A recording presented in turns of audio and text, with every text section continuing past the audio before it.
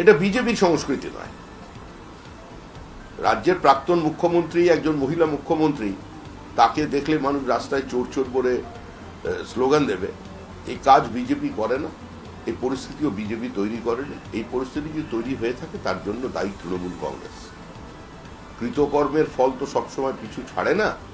তবে এ ধরনের ঘটনা যাতে না হয়, সুস্থ স্বাভাবিক সমাজ সেটাই চায়।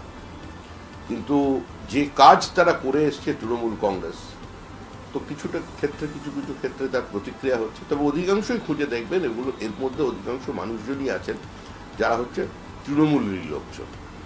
এই হ্যাভস আর হ্যাভস নটদের লড়াই। তৃণমূলের সময় যারা পেয়েছে তাদের বিরুদ্ধে যারা পায়নি তারা মুখ খুলছে। এই ভিডিওতে প্রকাশিত সমস্ত সংবাদ এবং তথ্য বিভিন্ন সূত্রের ওপর ভিত্তি করে পরিবেশন করা হয়েছে। আমাদের লক্ষ্য বস্তুনিষ্ঠ সংবাদ প্রচার করা। কোনো ঘটনার দ্বারা কাউকে ব্যক্তিগতভাবে আঘাত করা আমাদের উদ্দেশ্য নয়।